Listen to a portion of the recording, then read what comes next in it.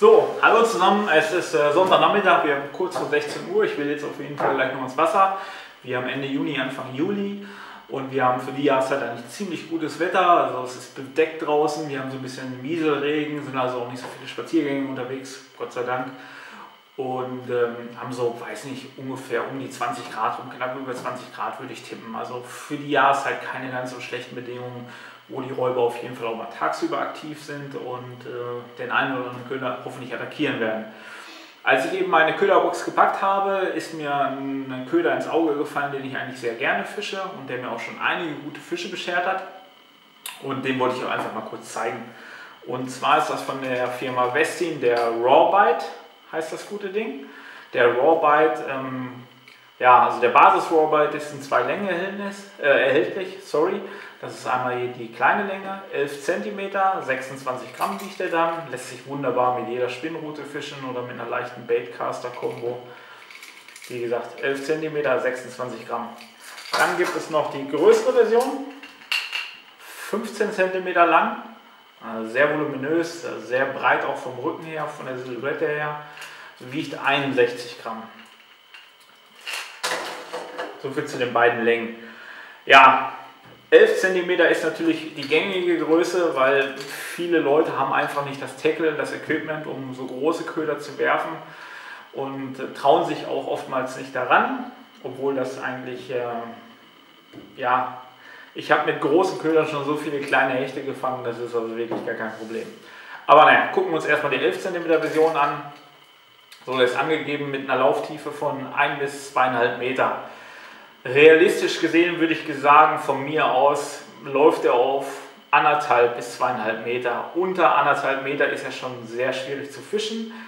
Das heißt, er schwimmt, low floating. Wenn man ihn langsam fischt und mit Stops, kann man ihn mit Sicherheit auch auf 1 Meter Tiefe führen, aber sein Einsatzbereich beginnt bei 1,5 Meter, würde ich sagen. Ja, was sollte man noch sagen? In dem Rawbite ist ein sogenanntes Long-Casting System, das heißt, ihr habt eine große Kugel drin, die beim Werfen hinten in den Köder rutscht. Also dementsprechend habt ihr hier wirklich ein großes Gewicht drin. Was den Köder beim Werfen natürlich, wenn ihr den rauskatapultiert mit der Rute, fliegt das hintere Ende immer vorweg. Und wenn hier natürlich viel Gewicht drin ist, dann fliegt das Ding wirklich sehr, sehr gut und sehr, sehr weit. Also auch einer, der jetzt nicht zu den Weitwurfkünstlern gehört, kann das Ding wirklich sehr, sehr weit werfen.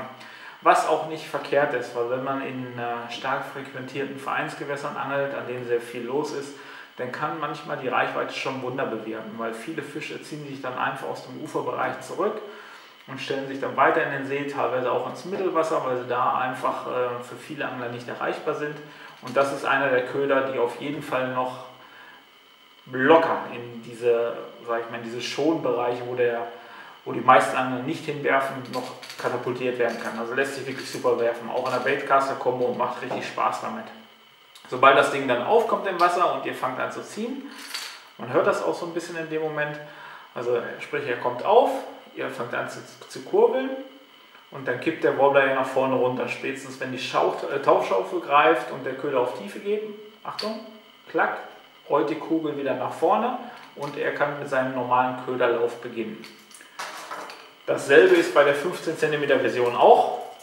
Bloß die Kugel ist natürlich erheblich größer in dem Köder. Ne? Also das ist auch ein Köder, man hört das schon an dem Kugelgeräusch hier. Den sollte man nicht ungefähr mit einer 60 Gramm Spinnrute fischen, weil der macht auch durch die breite Tauchschaufel macht der so viel Druck. Der gehört eigentlich an eine wirklich stabile Rute, also sprich im Spinning-Bereich 100 Gramm. Man kann ihn auch wunderbar mit einer Swimbait-Rute werfen. Nur mal so als Beispiel, ich angel sehr viel mit einer relativ großen, also schweren Big Bait Kombo, das heißt die Rute ist bis 260 Gramm Wurfgewicht angegeben und fische damit viele große Gummifische und das ist ein Köder, der trotz seiner leichten 60 Gramm in Anführungszeichen auch noch wunderbar mit so einer Rute bedient werden kann. Ne? Wie gesagt, der macht richtig Terror. Das Lustige ist, diesen Köder, also sprich die 11 cm Version, den gab es vor Jahren schon mal unter dem Namen Tjokke von Westin. Die Produktion wurde dann eingestellt und der Wobbler wurde auf jeden Fall wieder reaktiviert aufgrund der Nachfrage. Ne? Ich sag mal, der ist in Skandinavien sehr, sehr berühmt. Und auch im Nachbarland, also in Holland, war der unter dem alten Namen Tjokke schon sehr bekannt. Gerade für die Polderangelei war das einer der Wobbler auf jeden Fall. Er hat jede Menge Zander und Hechte gefangen, natürlich auch große Barsche logischerweise, inzwischen auch viele Rapfen. Das ist wirklich eine Universalwaffe. Man kann ihn werfen, man kann ihn schleppen. Er fängt eigentlich immer seine Fische. Wichtig ist, ihr seht das bei beiden Modellen, vorne ist ein Sprengring montiert. Der muss sein, ohne diesen Sprengring läuft der Wobbler nicht mehr. Nur mal als Tipp, also entfernt den niemals bitte. Ja, was gibt es sonst noch zu sagen? Wie gesagt, der Kopfbereich ist sehr natürlich gehalten, wir haben realistische Augen. Alle Farben sind nicht mit der Maschine gemacht, sondern mit der Hand gearbeitet, also handpainted bzw. handbeklebt. Man sieht das hier, das ist eine Folie, eine Chromfolie, die hier verwendet wurde. Farben gibt es natürlich unendlich viele, also nicht unendlich viele, aber viele schöne Farben. Nur als Beispiel, das ist meine Lieblingsfarbe, das ist Mean Machine. Wir haben eine relativ natürliche Köderfarbe, der Kopf vorne ist so ein bisschen ins Violette rein, wir haben einen dunklen Rücken, einen grünen Schimmer auf der Seite. Das Ganze ist noch mit Chrom, also er schimmert holographisch auf jeden Fall, unterm Bauch orange.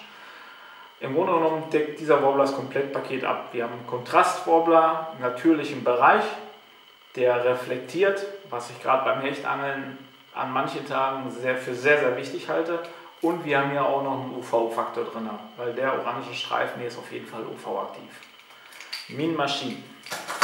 Gibt natürlich auch Naturfarben, wie diese hier zum Beispiel. Das ist jetzt Crystal Perch, also Barsch im Barschdekor. Es gibt aber auch ein Natural Pike, also ein natürliches Hechtdekor. Es gibt noch ein anderes Barschdekor. Dann haben wir so ein grünliches Dekor, auch holographisch. Ich hoffe, man kann das erkennen. Das ist auch eine Folie auf jeden Fall. Olive Oil heißt die Farbe übrigens. Grün ist für mich nach wie vor immer eine Bank, gerade an unseren deutschen klaren Gewässern, die wir haben. Davon haben wir einige, wo die Fische auch schon einige Köder gesehen haben.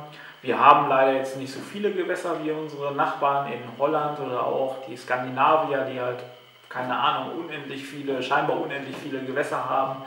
Angefangen von kleineren Bächen bis hin zu riesigen Seen.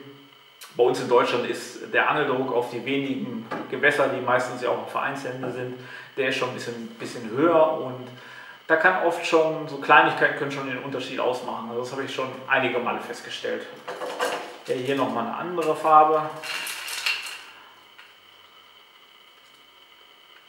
Ich hoffe, man erkennt das. Das ist so ein Purple, also so ein Violettschimmer auch. Auf der Seite richtig chrom hier. Ich mag die Farbe auch sehr gerne, heller Bauch. Heißt Nightwalker. Ich habe die auch als 11 cm Version, die hat auch schon einige Fische bei mir gefangen in 11 cm, gerade diese Farbe. Und ja, kann ich euch auch noch ans Herz legen. Ja, zur Tauchtiefe noch von dem Großen haben wir noch nicht drüber gesprochen, angegeben 1 bis 3 Meter. Hier dasselbe wie beim Kleinen, die 1 Meter sind schwierig zu halten. Realistisch würde ich den mit 1,80 Meter bis 3 Meter angeben. Ist auch ein hervorragender Schleppköder. Man sieht dass der halt relativ dick ist, ne? Vom Rücken her. Es ist eine große Silhouette. Gerade auch wenn über tiefem Wasser geschleppt wird, er hat eine mega laute Kugel drin. Ne? Ich versuche mal die Drillinge festzuhalten und mal so ein. Also man hört, der macht schon richtig Terror. Wie gesagt, gerade auch über tiefem Wasser ein hervorragender Schleppköder, kann natürlich auch geworfen werden. Bei beiden Ködervarianten, also 11 und 15 cm, gehört eigentlich keine Kunst dazu, diesen Köder zu führen. Es reicht im Regelfall aus, ihn einfach kontrolliert einzukurbeln. Man kann das Ganze natürlich abwandeln, man kann den einen oder anderen Spin-Stop machen, er fängt ganz langsam an aufzusteigen, kurbelt weiter. Man kann ihn auch mal kurz twitchen, dann bricht er auch mal aus. Aber im Regelfall benutze ich diesen Köder als Search Bait. Das heißt, ich werfe ihn einfach aus und das sehr weit aufgrund dieses Longcast Systems und kurbel ihn einfach ein. Das ist für mich ein Köder, um einfach Strecke zu machen. Und wie gesagt, gerade die 11 cm Version bietet natürlich den enormen Vorteil, man kann alles drauf fangen.